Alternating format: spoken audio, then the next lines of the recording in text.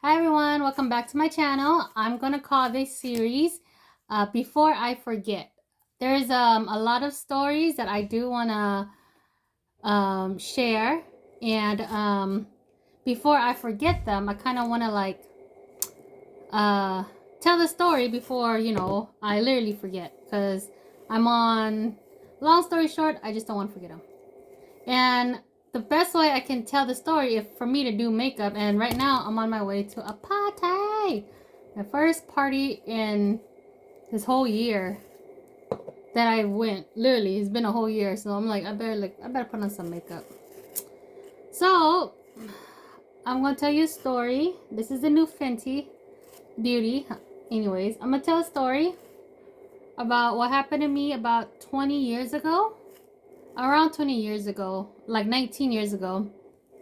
I was staying with a woman, a very nice woman. Her, I'm not gonna name no names, but I stayed with her family. Long story short, in every marriage, there's always gonna be some, some disputes, some fights. When you stay, every family have their fights. And I gotta quit saying.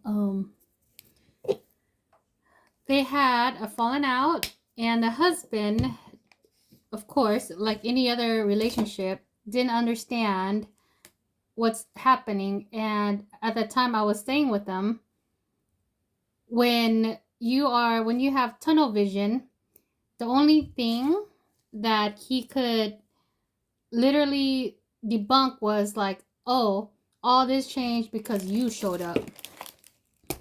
Long story short, I did stay with the family. The lady was successful at that time, but this is around the 2008, 2007, 2008, like when the market was crashing. So, a lot of stressful time, a lot of stressful environment for everyone.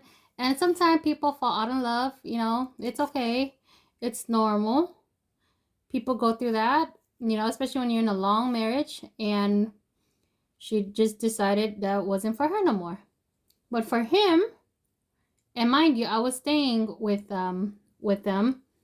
The only factor that he understood was the only thing changed was she came into our life, and I'm gonna blame her. So when he, of course, it wasn't the fact that he that she fell all in love with him. It wasn't the fact that I'm not gonna air out their story, but it's just I'm gonna just call it like how it is. Like she did not, you know, the way she said it. I love him, but I'm not in love with him. So at that time, at the point of time, you're like, yeah. Of course, he want to fight for his marriage, like any husband would do, which is fine and fair. But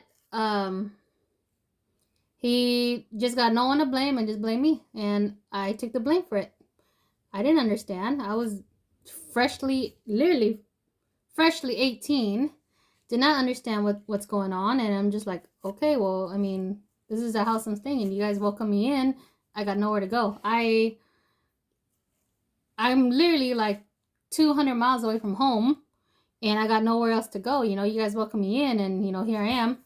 Well, anyways, during those turmoil, like during all those fights, all those things, I understand now as an adult that I grew older that he was just emotionally irregulated. Like he just couldn't handle the fact that my wife is leaving me. I don't know what to do. And he didn't, and he had tunnel vision. So when I say he blamed me, I literally mean it. He blamed me why his marriage fell apart. And I don't want to say the things she said because it was 20 years ago. There's no need to open that wound. I'm not going to say who it is, who it was, what it is. All I'm just saying,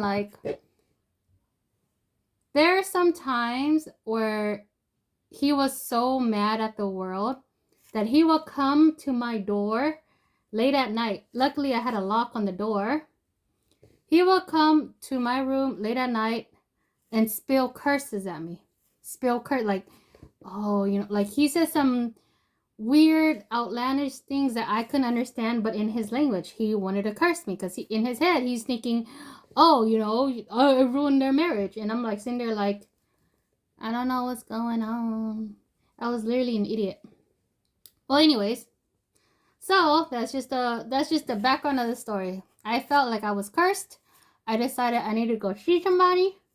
I need to go see somebody, and at that time, a family friend, dad, well, my cousin's dad, he was all like, "Hey, I know a guy. Let's go see him." So I'm like, "Okay, let's go." So of course, I literally have. I remember this moment. I had $183 in my name. At that time, gas was like $5, and I needed gas money to go home. So we went to this place where my cousin's dad took me to a place. He took me to a place, and what I could remember, what I could recall, where was like a lot of Jesus statue all over the place. I opened the door, walked in, and the guy literally, like, he was drinking. I remember him. I don't remember his face exactly, but I remember he was drinking his coffee before he literally slammed his coffee down and ran up to the door and like, no, no, no, no, no. You, out, out. Like, he was saying something in Spanish. I didn't understand Spanish, but my cousin's father translated everything for me. He literally said, "Hey, he don't want you here. Can you, he's saying something." It happened so fast. He goes, "I need you to go next door and buy salt and water." And I'm like, okay. So the place was a building, and it was so funny. It was like a big commercial building, but inside the building there's like little like stores that you can go to, and he had a little pocket, a little hole in the wall, and which is cute. And next door was a convenience store. So I went next door. I got a like he wanted salt and water, literally out of my own, like salt and water. And we did this thing where he's all like, "I can tell you that she's cursed from the way she walked in my door. I know you're not here for you. I know I'm here for her." And I'm like, and he's all like, "Oh, we're all surprised." My friends also, I'm gonna call my cousin's father, my friend, because at this age, I haven't talked to him lately, but I'm just gonna call it like how it is and the story and how it is. In that moment, when he told me to go buy salt and water, I was like, fuck, I only had this much, And at that time, I remember the salt was like $2 and the water was like $2. Like, $4. We walked in. I walked in. He's all like, "I need to lift this curse off of you. I don't know what it is. You have a dark cloud on you. I need to lift this curse." Remind you, I'm 18. I'm skeptical. I'm more like, he just want my money. He just want my money. And they were like, he goes, "No, I'm only going to do this for you because I feel like you need it." And I said, "Okay, well, let's go." Anything helps. At that time, I'm like, anything helps. Anything helps. So, that's what he did. He made me walk to the altar. Of course, in front was Jesus Christ on the cross. He made me held out my hand. And this guy started praying. And I don't remember, but I don't remember much because, like I said, it's all in Spanish. I did not understand what he was saying. But I remember how hard this guy prayed for me. Like, I remembered the sweat coming off of this man. Like, I remembered him lighting up sages, him lighting up candles, him lighting up everything. And so, and during this prayer, and I can tell you, I sat there for 45 minutes. I can tell you that. I had my bottle of water in one hand and the salt in the other. And I was holding for 45 minutes. At that time I was fit, so I didn't, but I remember my hands getting tired and I was like, "Oh my God, what's going on? What's going on?" All of a sudden, I hear this guy started like yelling at me, and I'm like, "Why is he yelling? Why is he yelling?" And then my friend, he's all like, Gurgle the salt and water. Gurgle the salt and water. I'm like, okay. I can tell you the way the altar was set up. It was Jesus Christ, sages around. I was standing on, at the bottom, there was a big clear bowl. Clear bowl. And the bowl was super big. I remember when my friend yelled at me, gargle salt and water. And I was like, and then he goes, spit it out! Spit it out! And I remembered when I was as soon as I was spitting it out, I bought this salt and water. I remembered opening the package. That it's a regular convenience store. It's not like they work with. No, I specifically bought my own salt and water. I threw the salt in my mouth and I gurgled the water. Gurgle. When I spit it out, as soon as I spilled it out. I could see black coming out of my mouth. Black water. Like the supernatural, where it's like, you know, when you exercise a demon and all that smoke come out.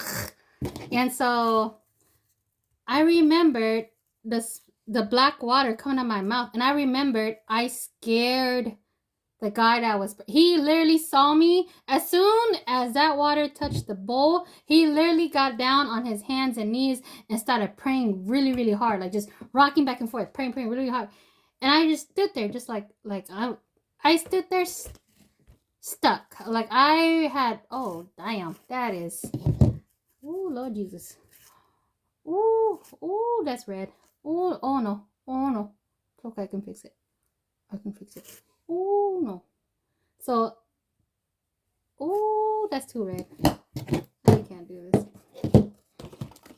So, oh no.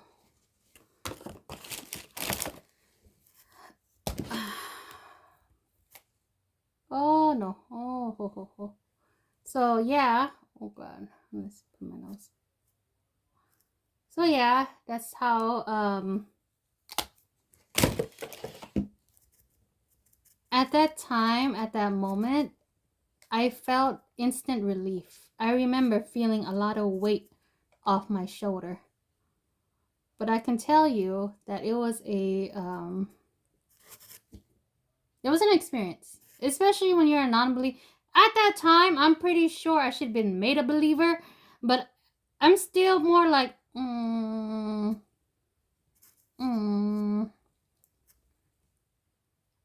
When I saw it, I clearly remember looking at the bowl and the swirl of like black liquid just floating, and I'm just sitting there like, how this Buster scammed me, and then when I sit back and think about it, no, like that bowl was clear. I saw when I spit it out, black water coming out of my own mouth, and I'm just sitting there like, I don't know how he did it. I don't know how. And so, of course, I couldn't stay with the family no more. I decided to move back home after that incident because this motherfucker really tried to. Oh, I'm trying to keep this shit kid friendly. This guy truly cursed me, and I'm like, The guy said to me, you are still a bit cursed. I need you to, buy this, buy this, buy that. And of course, the sales pitch come in, and I'm like looking at him. I'm like, I only have $181. I need $80 to go back home. Like, my home is 300 miles away. I need $80 for gas, and that's all I got. And I remember the drive back home where I felt instant relief, and I'm not sure if curses are real. I cannot say curses are real. Even to this day, I can't really have an opinion on it. But, the supernatural and and to think about it, I'm like, I should have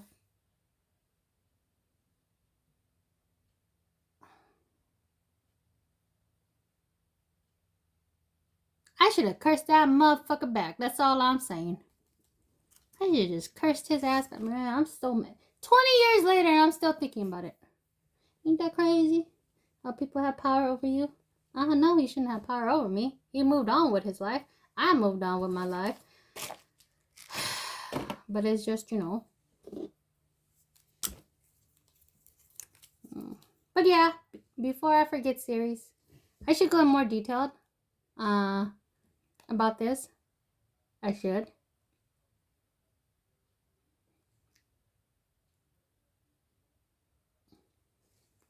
It's okay.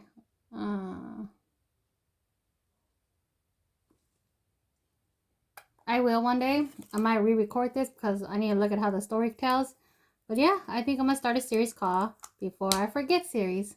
Alright, thank you. Bye-bye.